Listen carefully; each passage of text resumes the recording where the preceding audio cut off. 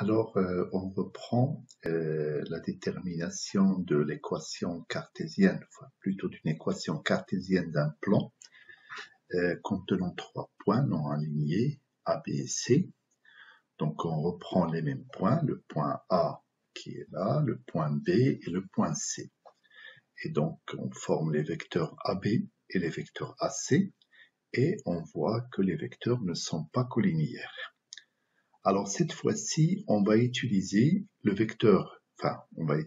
vecteur normal au plan P, donc un vecteur non nul de coordonnées ABC qu'on va déterminer.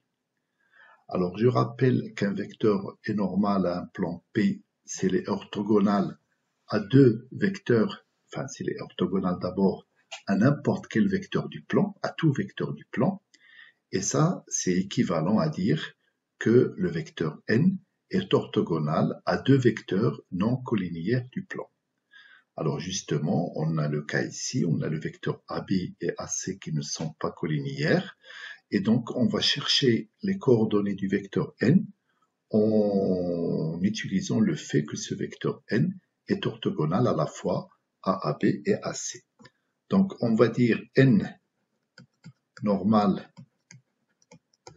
à P, si seulement si, eh bien, n est orthogonal à AB, ce qui revient à dire que n scalaire AB égale 0, et n scalaire AC, ça veut dire n orthogonal à AC, égale à 0.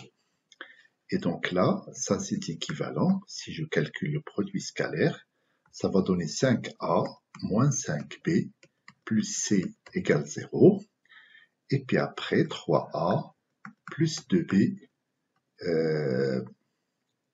moins 5C égale 0.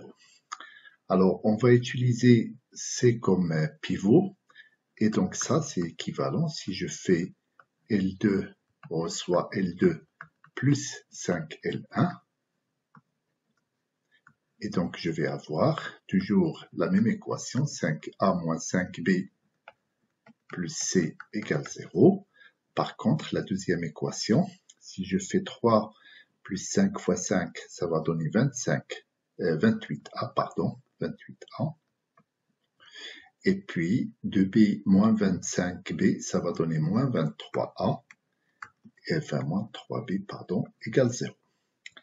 Et donc ça, c'est équivalent à dire que le B va être égal à 28 sur 23A, et puis du coup le C, un petit calcul va montrer que ça va être égal donc à 5B moins 5A, et si on fait l'opération, si on remplace B par 28 sur 23A, ça va vous donner finalement 25 sur 23A. Donc en prenant A égale à 23, on a le vecteur n qui a pour coordonnées 23, 28 et 25, et n bien sûr est normal au plan P. Voilà. Donc maintenant on va utiliser ce vecteur normal pour déterminer une équation cartésienne du plan P. Alors pour ça, je prends un point M, soit alors M de coordonnées x, y, z. Et donc on va avoir M qui appartient à P, si seulement si les vecteurs N et AM sont orthogonaux.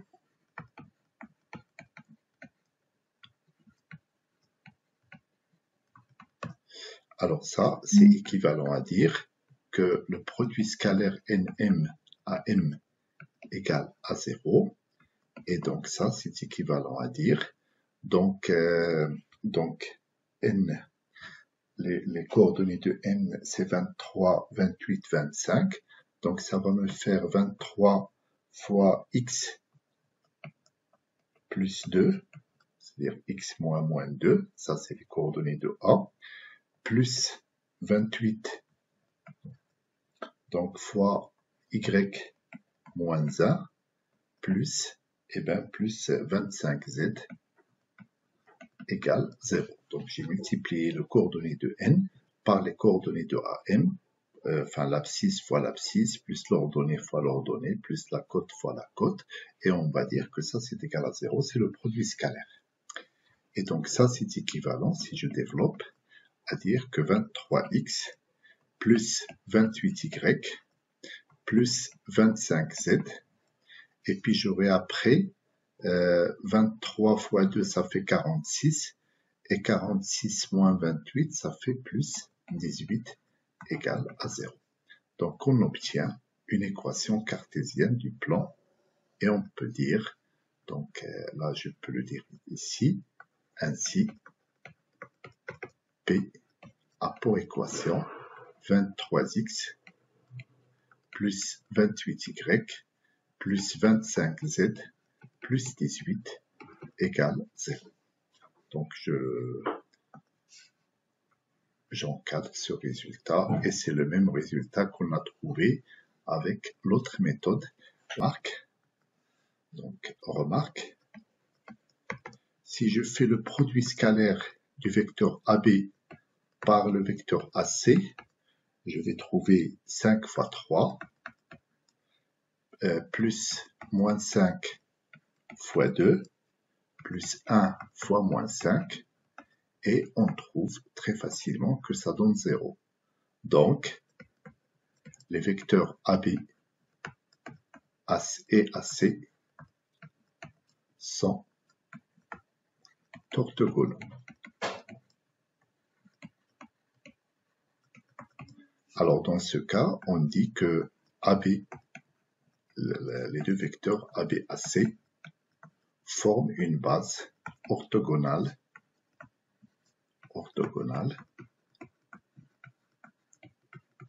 de P. Et puis, bien sûr, le vecteur n, comme il est normal au plan P, donc ça c'était le premier point. Le deuxième point, comme le vecteur n est orthogonal au plan, enfin est normal au plan, alors il est orthogonal aux vecteurs AB et AC. Donc je peux dire que les vecteurs AB, AC et n sont 2 à 2 orthogonaux.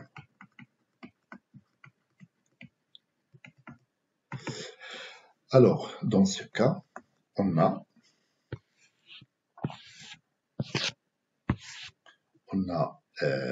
la famille AB, AC et N est une base orthogonale de l'espace.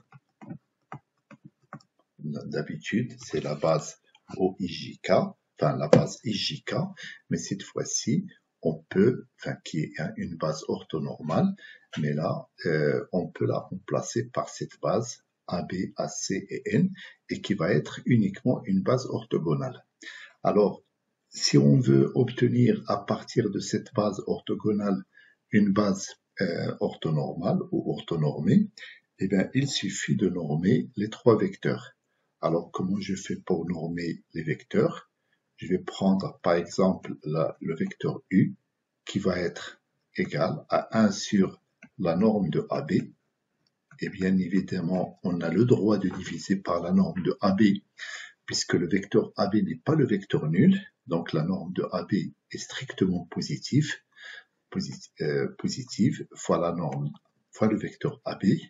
Je pose le vecteur V est égal à 1 sur la norme de AC multiplié par le vecteur AC, et puis je pose le vecteur N, c'est pas le vecteur N, c'est le vecteur que je vais appeler le vecteur W.